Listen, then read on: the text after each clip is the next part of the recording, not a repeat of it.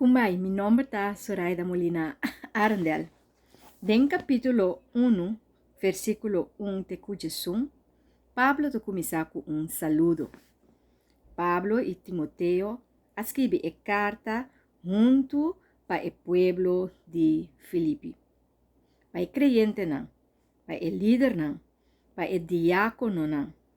Esta pide para gracia y paz. Dos cosas importantes de vida. Gracia y paz.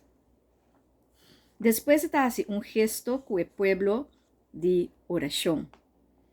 Pablo te reza para el pueblo y te conta Kiko y te reza.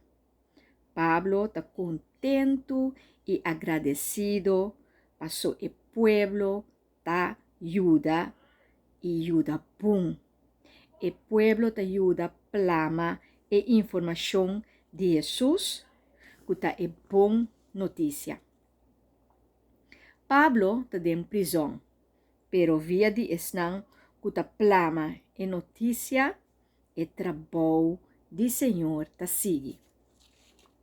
Gente está conociendo Jesús a través de esnan que plama e palavra e informação de Jesus. Pablo te reza para gente porta mais completo de amor. E actualmente nos pueblo falta hope de amor. Tapi nós temos que reza hope também para tur e gente aqui completar de amor. Com gente porta mais completo, se ganha conhecimento e compreendimento, su amor por vida mais completo.